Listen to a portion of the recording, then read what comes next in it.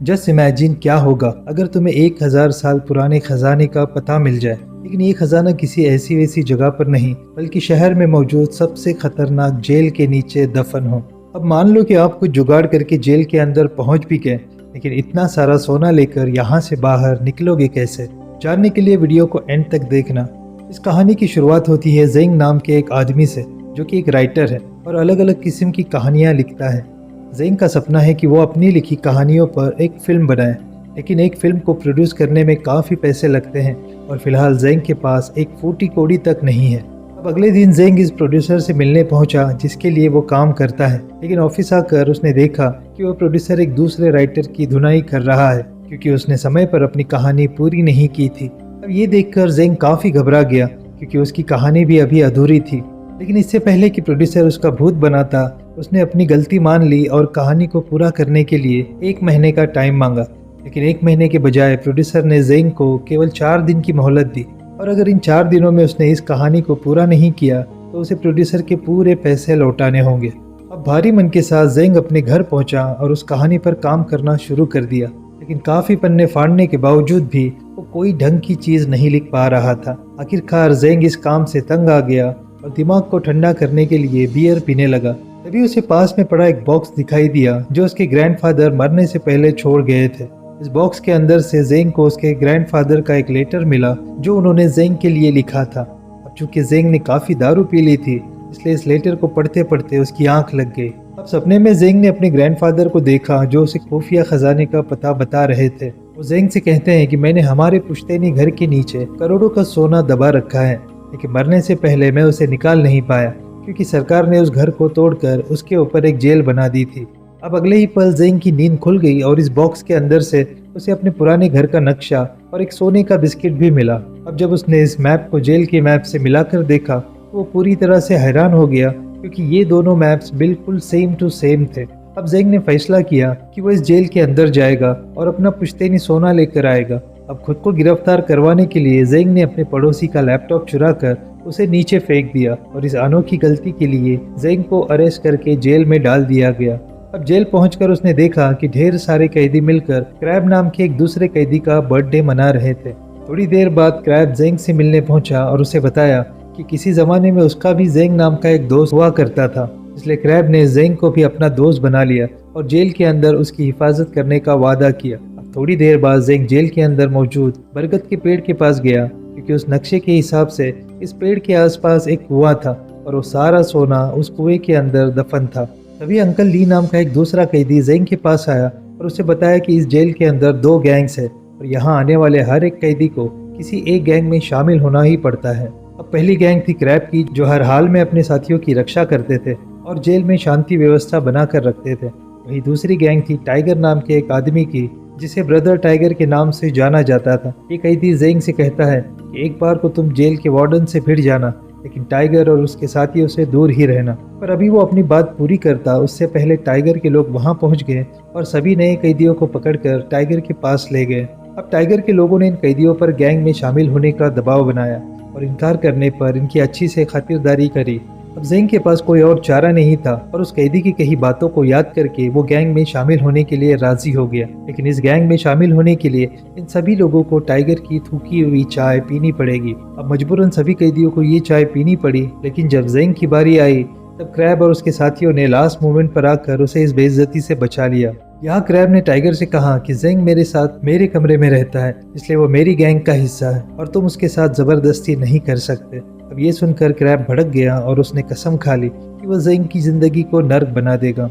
अब उस शाम जब जेंग अपना नाश्ता कर रहा था, टाइगर उसके पास आया और उसके खाने में कॉकरोचेस डालकर उसे खाने को कहा, लेकिन वहां मौजूद क्रैब ने ये सब देख लिया और यहाँ इन दोनों ग्रुप्स के बीच जोरदार लड़ाई हो गई। अब अगले दिन जेंग को इस जेल की साफ सफाई का काम दिया गया और इस दौरान जेंग ने उस पुराने कुएं को ढूंढने की कोशिश की जिसके अंदर वो सारा सोना दबा है, लेकिन काफ़ी कोशिशों के बाद भी उसे उस कुएं का कुछ पता नहीं चला।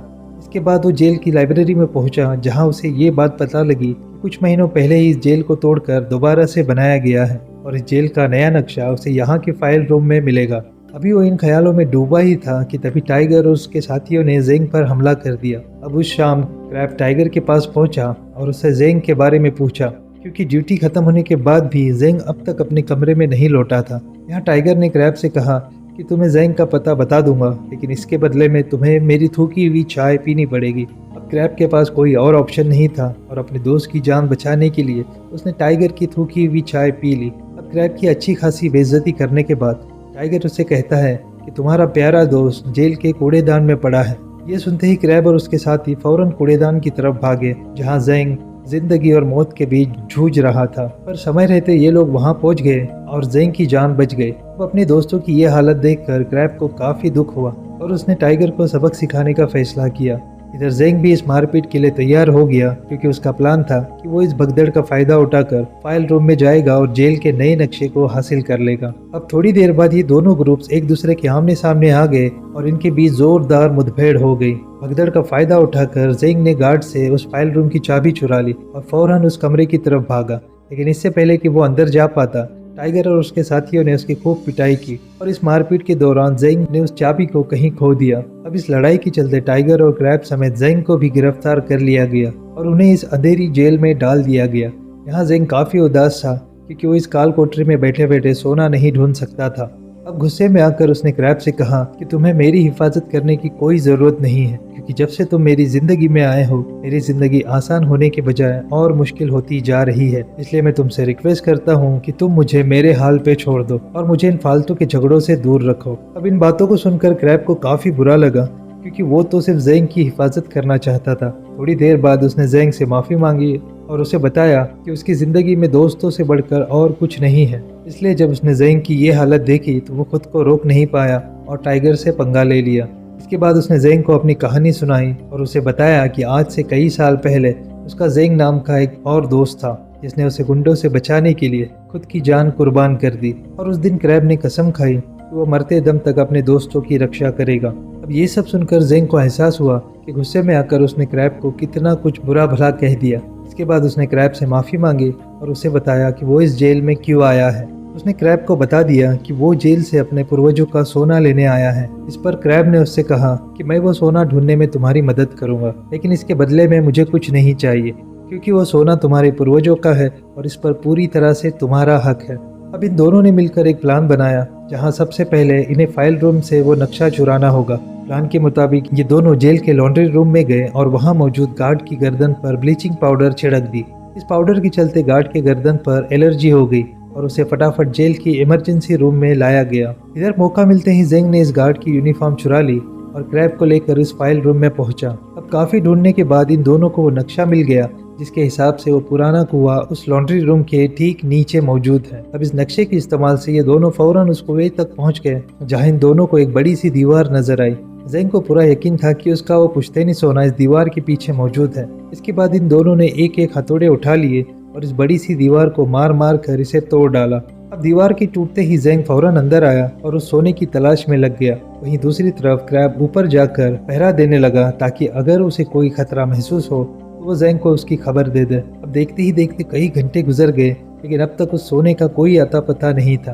अंत में जेंग ने हार मान ली और यहाँ से वापस लौटने लगा, क्योंकि उसे लग रहा था कि किसी ने उनसे पहले ही वो सोना निकाल लिया है। लेकिन वापस जाने से पहले क्रैब ने दीवार में लगे इस लकड़ी के टुकड़े को निकाल लिया और ऐसा करते ही उनके पीछे एक अलमारी खुल गई, जिसके अंदर सोने के सब बिस्किट मौजूद थे। अब इतना सारा सोना देखकर जेंग के तो मानो होश ही उड़ गए। यहाँ उसने सोने का एक हिस्सा क्रैब को देने की कोशिश की, लेकिन क्रैब ने ये कहकर इनकार कर दिया कि ये सोना तुम्हारे पूर्वजों का है और इस पर सिर्फ तुम्हारा हक है। इसके बाद ये दोनों सारा सोना लेकर ऊपर पहुंचे और इसे जेल से बाहर निकालने की कोई तरकीब लगाने लगे। थोड़ी प्लानिंग के बाद इन दोनों ने ये फैसला किया कि वो ये सारा सोना कपड़े उठाने वाली मशीन में छुपाकर इस जेल से बाहर निकालेंगे। ये मशीन इस महीने की 22 तारीख को इस जेल से बाहर जाएगी और जेंग भी 22 तारीख को इस जेल से छूट जाएगा। लेकिन 22 तारीख को आने में अभी काफी समय था और तब तक इन्हें ये सोना बाकी लोगों से छुपा कर रखना था। इसलिए जेंग ने अपना दिमाग लगाया और ये सारा सोना तेजाब की बाल्टी में डाल दिया, क्योंकि तेजाब कितना भी खतरनाक क्यों ना हो, पर वो सोने का कुछ नहीं बिगाड़ सकता। अब अपना पुश्तैनी सोना पाकर जेंग काफी खुश था, क्योंकि वो अपना सारा कर्ज उतार कर अपनी मनचाही कहानियों पर फिल्में बना सकता है। अब अगली सुबह टाइगर ने इन दोनों पर हमला कर दिया और यहाँ एक जोरदार लड़ाई शुरू हो गई। इस हाथापाई के बीच वो सारा सोना टाइगर के हाथ लग गया, जिन्हें जेंग ने तेजाब के डब्बों में छुपा रखा था। अब इनकी लड़ाई को सुनकर जेल के गार्ड्स भी उस कमरे तक आ पहुंचे, पर इससे पहले कि ये तीनों पकड़े जाते इन्होंने वो सारा सोना दोबारा से छुपा दिया। अब गार्ड्स के पूछने पर टाइगर ने बताया कि काम करते वक्त जेंग का पैर फिसल गया था और वो तो जेंग की मदद कर रहा था। अब पकड़े जाने के डर से जेंग ने भी इस बात में हामी भर दी। ये देखकर क्रैब को काफी बुरा लगा और वो समझ गया कि जेंग के लिए सोने से बढ़कर और कुछ नहीं है। क्रैब को इस बात का इतना बुरा लगा कि उसने मन ही मन जेंग से दोस्ती तोड़ दी। अब उस शाम क्रैब को खबर मिली कि उसकी बेटी काफी बीमार है और उसे आईसीयू में एडमिट किया गया है।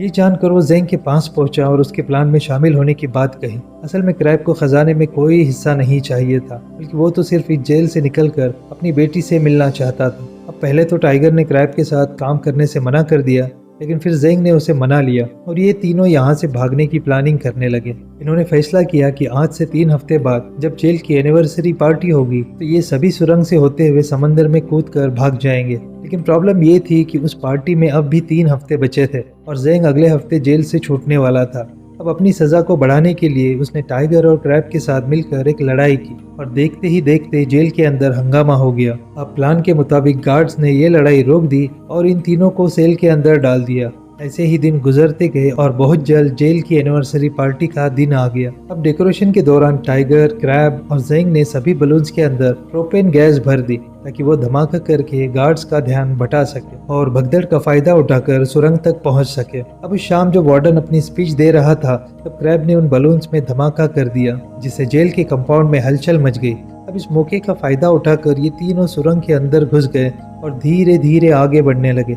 लेकिन इस दौरान एक मेटल के टुकड़े ने जेंग के पैर को जख्मी कर दिया और उसके पैर से काफी खून बहने लगा। अब ये देखकर क्रैब ने उस चोट को एक प्लास्टिक से बांध दिया और ये सभी बिना रुके आगे बढ़ते रहे। आखिरकार इन तीनों की मेहनत रंग लाई और ये सभी सुरंग के आखिरी छोर तक पहुंच गए। यहाँ इन सभी को एक बड़ी सी दीवार नजर आई जिसके दूसरी ओर एक विशाल समंदर था। इधर गार्ड्स को भी इस बात की भनक लग गई कि 3 कैदी जेल से कहीं गायब हैं। ये खबर मिलते ही उन्होंने इन तीनों को ढूंढना शुरू कर दिया। वहीं दूसरी तरफ इन तीनों ने अपने बनाए बॉम्ब से उस बड़े से गेट को उड़ा दिया जिसके दूसरी ओर समंदर था। इस सुरंग के ठीक नीचे एक नाव पहले से इनका इंतजार कर रही थी और इन्हें रस्सी के सहारे नीचे उतरना था। लेकिन एक बार फिर से टाइगर ने अपनी औकात दिखा दी और अपनी शर्ट के अंदर से एक चाकू निकाल लिया। दरअसल वो इन दोनों को मारकर इनके हिस्से का सोना भी हथियाना चाहता था। यहाँ उसने क्रैब पर हमला कर दिया, लेकिन लास्ट मोमेंट पर जेंग बीच में आ गया और यहाँ इन तीनों के बीच जोरदार लड़ाई हो गई। यहाँ टाइगर क्रैब पर भारी पड़ रहा था और वो किसी भी पल उसे मार सकता था। ये देखकर जेंग ने कहा कि तुम ये सारा सोना ले जाओ, लेकिन क्रैब की जान बख्श दो। पर टाइगर को इन बातों से कोई फर्क नहीं पड़ा और उसने क्रैब को ले जाकर समंदर में धकेल दिया। लेकिन खुशकिस्मती से क्रैब ने एक रस्सी को पकड़ लिया जिसका दूसरा सिरा जेंग के हाथों में था। अब इन दोनों को इतना लाचार देखकर टाइगर इनके मजे लेने लगा और तभी क्रैब ने मौका देखकर टाइगर को ही नीचे खींच लिया और टाइगर के साथ साथ वो सारा सोना भी पानी में जा गिरा। इसके बाद जेंग ने क्रैब को ऊपर खींचने की कोशिश की और इस दौरान उसे एहसास हुआ कि शुरू से लेकर अभी तक क्रैब ने एक सच्चे दोस्त की तरह हमेशा उसका साथ निभाया है। अब काफी कोशिशों के बाद आखिरकार उसने क्रैब को ऊपर खींच ही लिया और इन दोनों की जान बच गई। अब थोड़ी देर बाद जब गार्ड्स उन्हें ढूंढते हुए सुरंग तक पहुंचे तब उन्होंने सरेंडर कर दिया और खुद को गार्ड्स के हवाले कर दिया। कुछ दिनों बाद क्रैब को खबर दी गई कि उसकी बेटी की सर्जरी कामयाब रही और उसकी जान बच गई है। इसके साथ ही जेंग को ये बताया गया कि जो सोना समंदर में कहीं गुम गया था उसकी तलाश कर ली गई है और सरकार ने जेंग को उसका असली मालिक बताया है। आखिरकार जेंग की मेहनत रंग लाई और उसे उसका पुश्तैनी सोना मिल गया और फाइनली वो अपना सारा कर्ज उतार कर अपनी मनचाही कहानियों पर फिल्में बना पाएगा। हमें उम्मीद है आपको ये कहानी पसंद आई होगी। अगर वीडियो अच्छी लगी हो तो इसे लाइक कर देना और चैनल को भी सब्सक्राइब कर देना। मिलते हैं अगली वीडियो में। वीडियो में अंत तक बने रहने के लिए आप सभी का दिल से शुक्रिया।